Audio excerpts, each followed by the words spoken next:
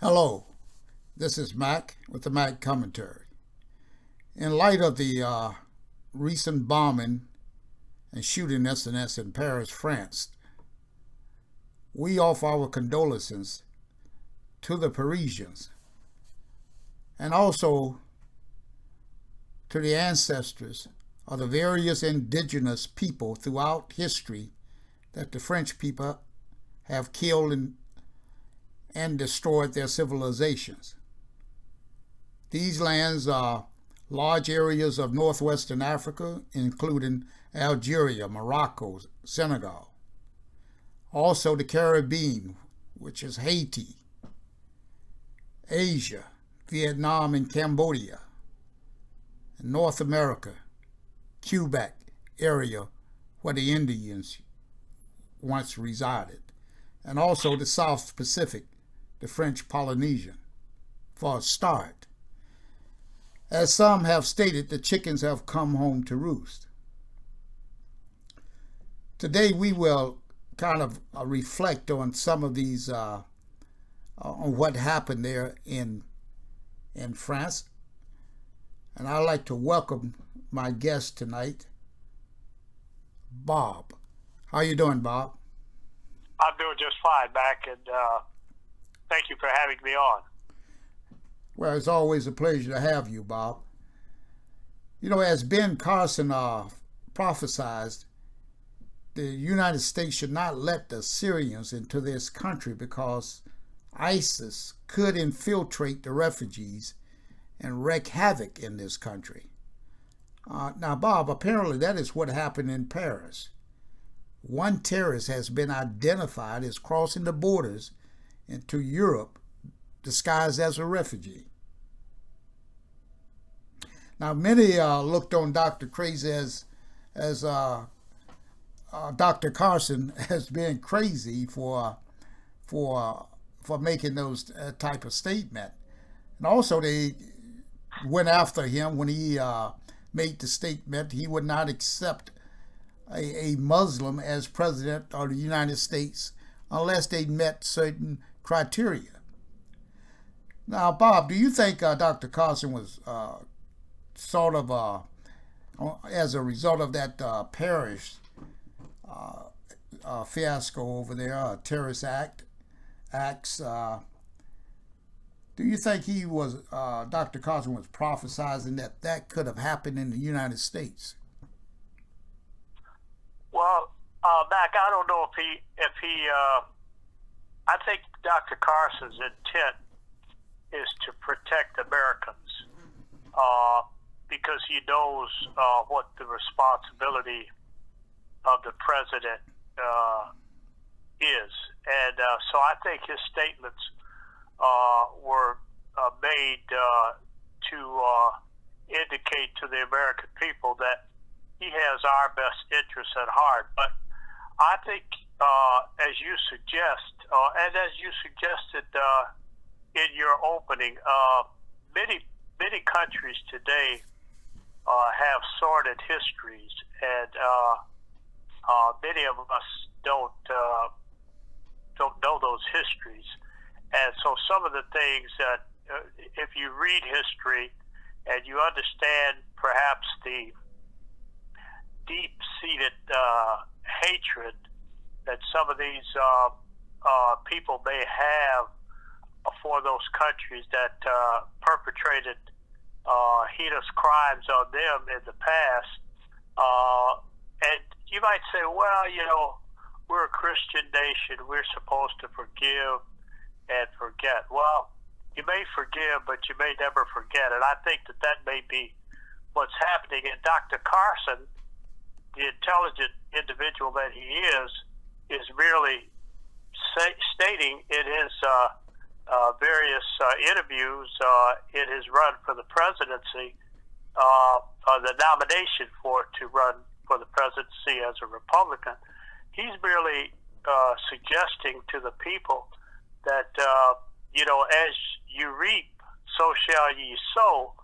And and it doesn't take a rocket scientist to see these things happening.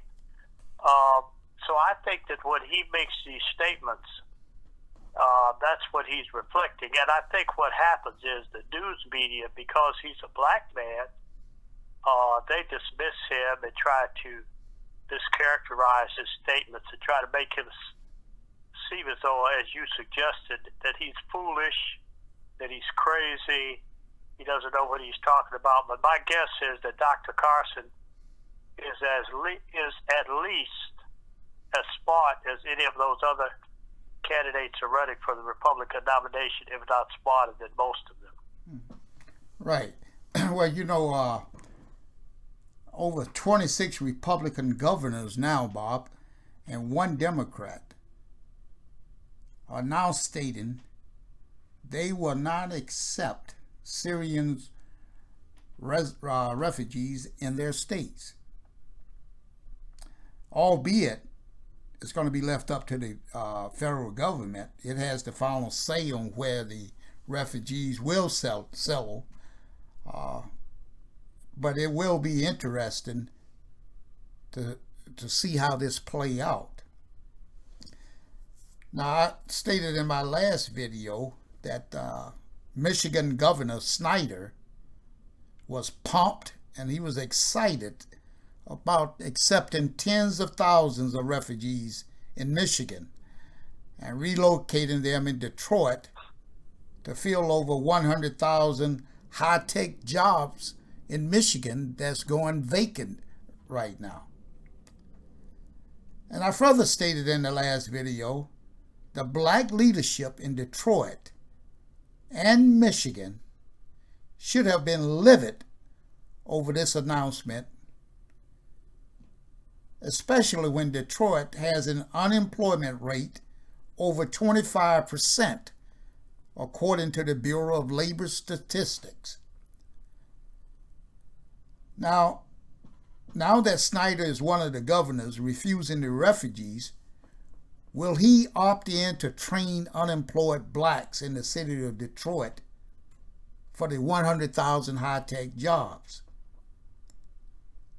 Bob, shouldn't black people in Michigan be in an uproar, especially their elected officials, based on what was going to happen and still having these vacant positions here, and you got 25% unemployment rate in Detroit? Well, I think two things happen there. Number one, I agree that with these governors that are resisting bringing these foreigners into our country, because many of them, as you pointed out in your opening statement, this could be a so-called Trojan horse. I mean, there could be lots of people who are coming in willing to hurt us, and perhaps as some of them came in, they would have, if they were deep spy types, have taken some of these jobs that Snyder has made available. The other point I would make is this, that I'm not so sure that the Snyder changing his focus from helping the Syrians to helping blacks in Detroit and the state would be such a good idea for this reason. The politicians that you speak of, they are perceived to be the upper intelligence within the black community. And I agree with you. They should have been perhaps livid about the fact that there was no consideration given to the more than 25 to 50% unemployed in the city of Detroit and throughout the state. But I think the reality is this, that probably a lot of our blacks that are unemployed are probably not capable intellectually of holding down those type of jobs, because I read somewhere several years ago that the average reading level for adults. In Detroit, for example, it's about the 4th or 5th grade. And so you would almost have to send these adult people through an intensive education process. And I think that the politicians who are not in an uproar and livid because of that transfer, they probably know that. They probably know that these people are not too smart, and just as they're not very smart, and so they don't want to make that known to the public. I mean, and so as a result, they just let it kind of, in a sense, be swept under the rug. Yeah, but I don't think that's. I don't care. You can't make a decision like just a blanket statement about a whole group of people like that. I'm almost positive that there are many highly intelligent people that's in that community that could be trained for high-tech jobs. And I don't buy all of that, of what others are saying that they are not capable. I don't buy that.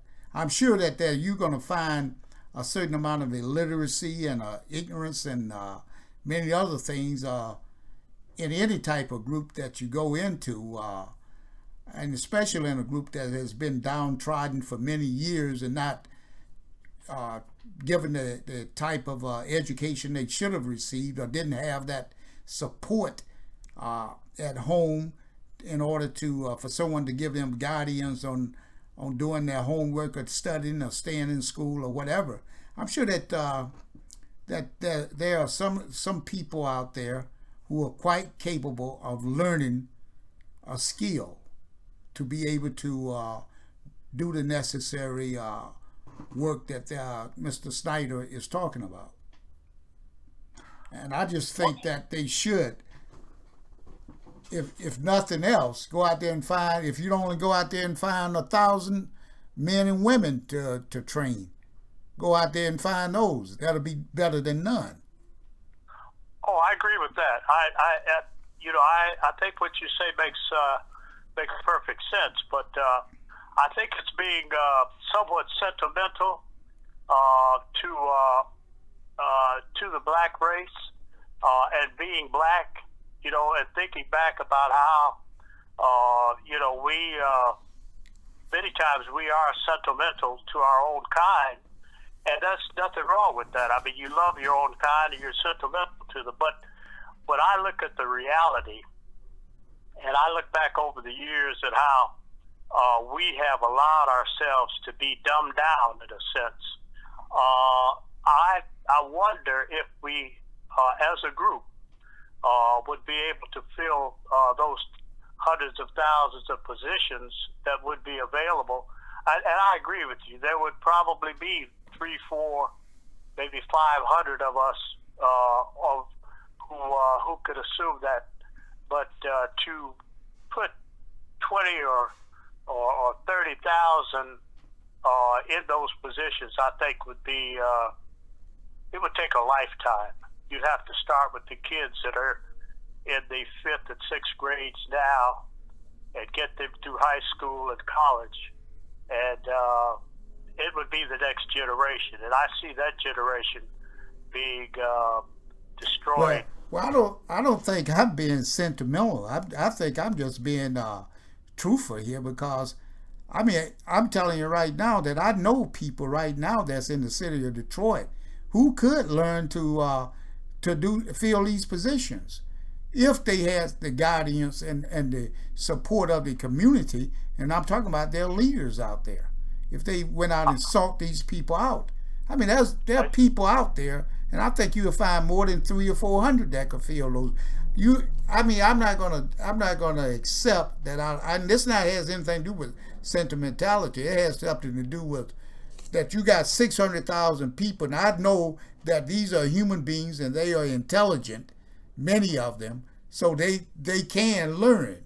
And I've seen it happen in my own lifetime, where people, they say that they couldn't learn, and they were able to learn. I worked on jobs where they wouldn't hire black people because they didn't. They said they couldn't do the job.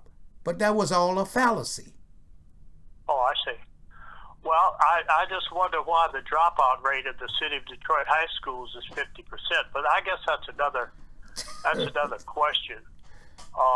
But yeah, I agree with you. There are some blacks that can learn. I mean, you're an example of that, and there are many blacks who are intelligent enough. But well, I mean, so are you, Bob. I mean, are they unemployed?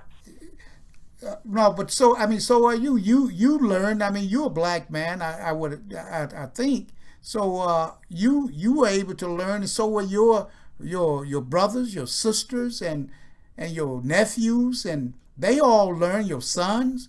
So I mean, why can't other people learn as well? Oh, I think there are that can learn, but I think that we're talking about fractions.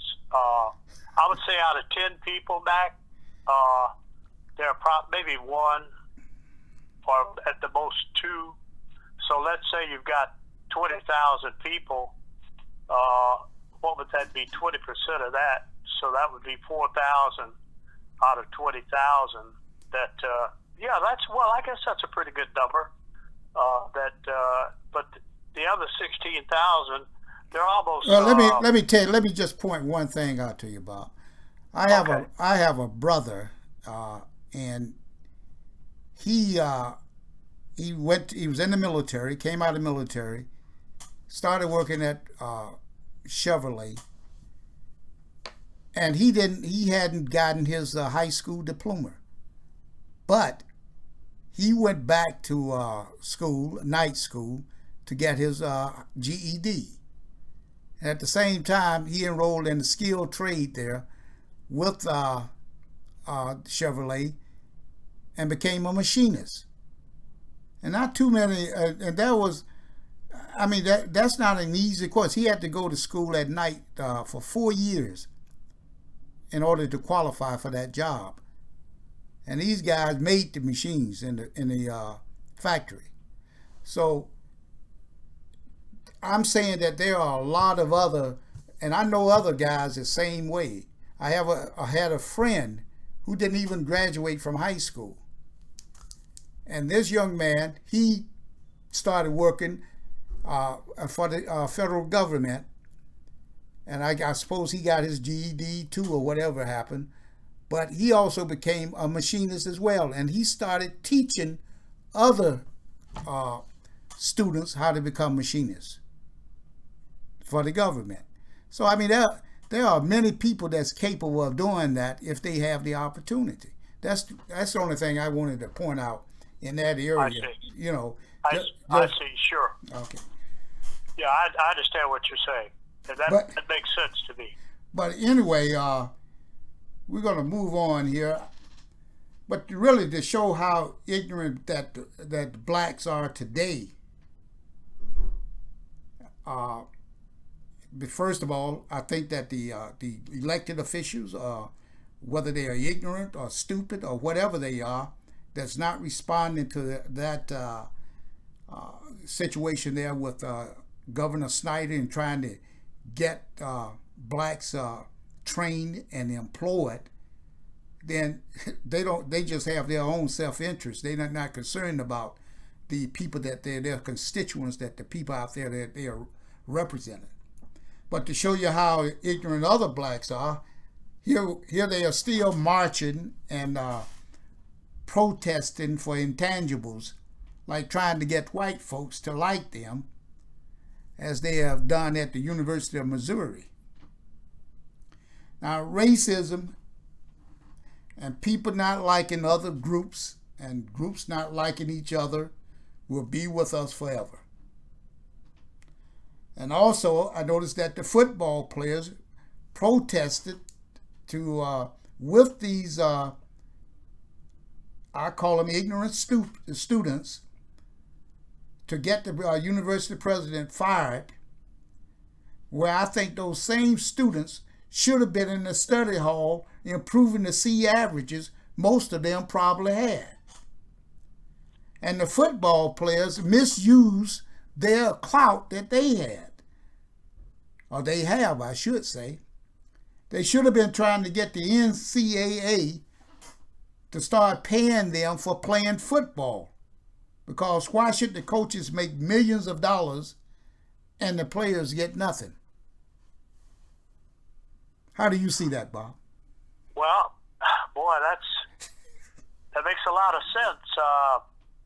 That's a big question, but I think what you point out, Mac, is the fact that whether we like it or not, we're still going to be the last hired and the first fired. And some of these young people out here, they are misdirecting their energies to things that have no substance. And I think that's a classic example. I mean, where they should be, and I saw something today where they're doing the same thing at Dartmouth University, and I think that's in New Hampshire. Throughout this country, they are petitioning Black Lives Matter, and all lives matter, as far as I'm concerned. But I think that's misdirected energy, and I think that these young people are going to find out, like you say, they should be in the library, really trying to focus in on getting that piece of paper that's going to get them accepted, at least, into the broader society, so that they can be the last hired. Otherwise, they won't get hired at all. Yeah, you're right. Maybe that goes back to something you said earlier, that maybe they just can't get it, and maybe they need to focus their energy on something that's easier to do, like march, rather than getting those books out and burning that midnight oil. That's right. That's right. I mean, and going back to the original point that you made about Dr. Ben Carson, you see, he did that with his library card and learning how to read. I have such great respect for that man, because when you compare him to some of those other people on that stage, and I just saw something the other day, and I was thinking about this, how that fellow Donald Trump, he's a very wealthy Caucasian, and he got up and said the other day that he made some very derogatory statements towards Dr. Ben Carson. Dr. Ben Carson kind of just fluffed it off, like my mother used to say, like water on a duck's back. But then also this guy Trump made the comment that if he was president, and they've kind of bleeped it out on the news broadcast that I saw, I would bomb the shit out of them, meaning those people over there. Well, nobody in the news media took him up on that. They don't jump on him like they do Dr. Carson. And I think the reason for that, and that's what I mean when you talk about the way those kids out there at the University of Missouri are acting, they don't seem to understand that anything you do as a black person in America, or in the world for that matter, it's always going to be taken as second rate. You have got to be not only at the top of your game, but you got to be able to, in a sense, spew the facts that other people don't want to hear. And I think, particularly from a black man, and that's what Dr. Carson, when he says something, he says it based upon fact, and they try to construe it and make it a lie. Somebody like that fellow Donald Trump, he makes a statement based upon a lie, and they right away get behind him and spew it as fact because he's so wealthy. And I think that, this may be not somewhat controversial for me to say this, but the German people are pretty smart people.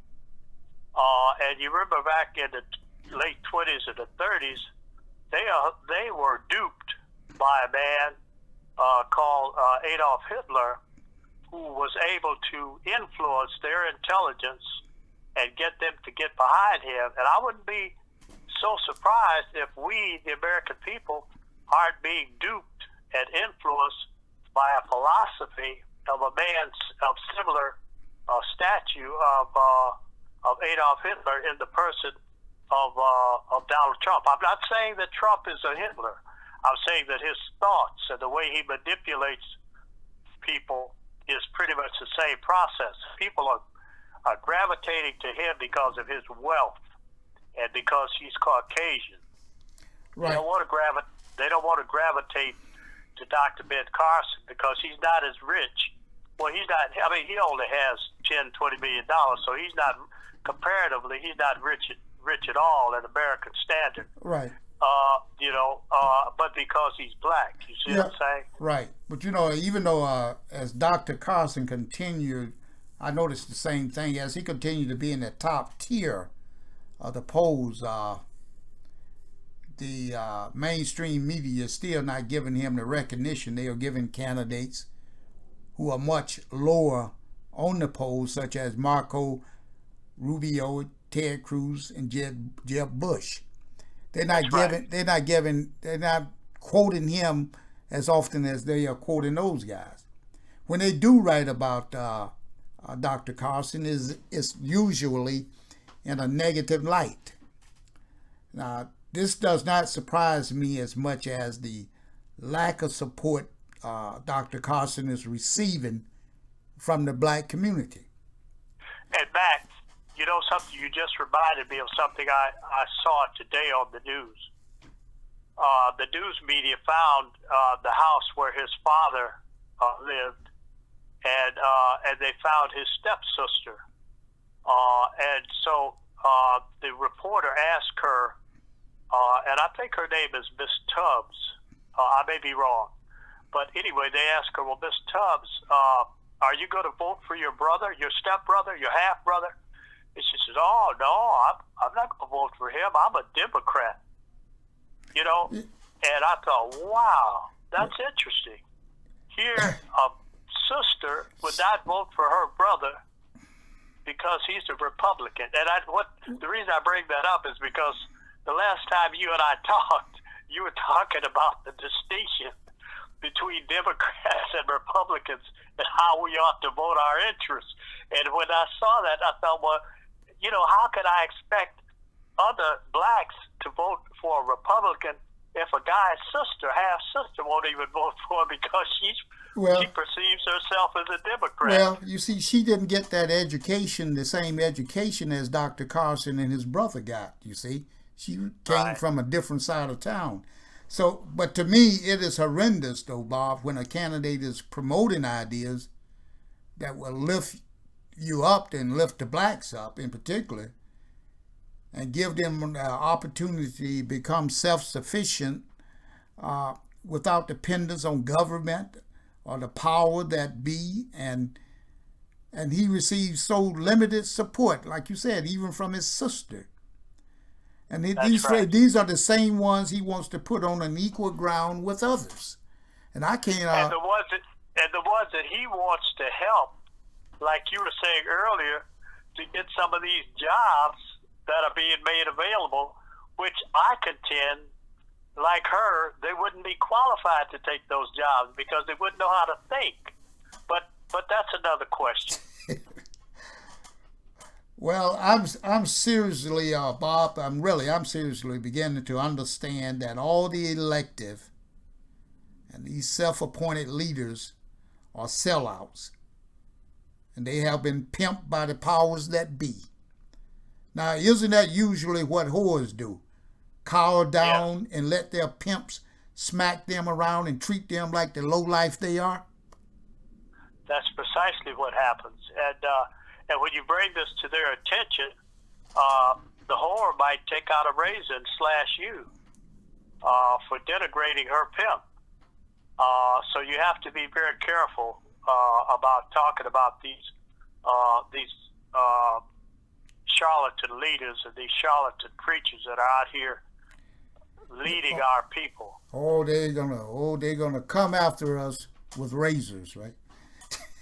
I hope not, because I'm a defenseless man. I don't carry any weapons back. The only weapon I carry, because I know that I believe, I don't know, but I believe that God is on my side, and if God is for me, who could be against me? Amen. Amen, brother.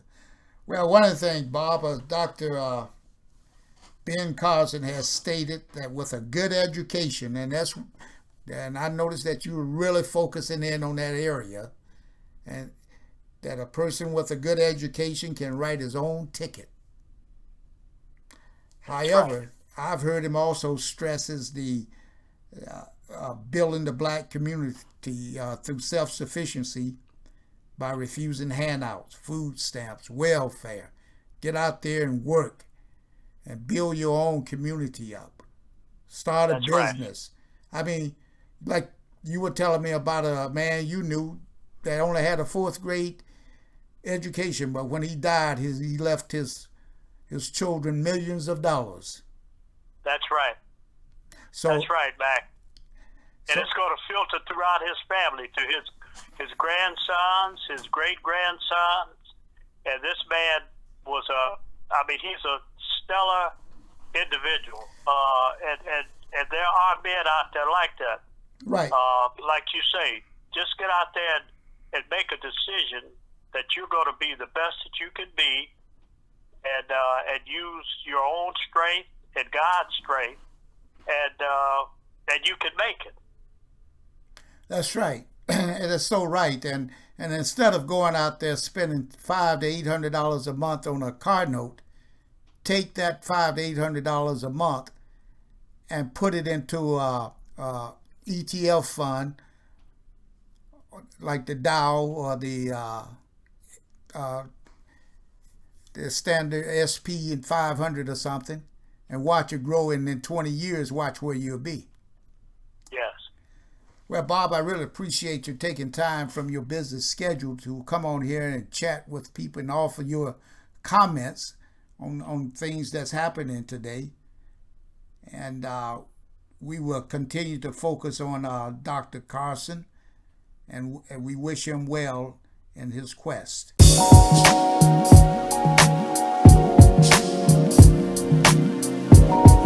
Would you listen to my love?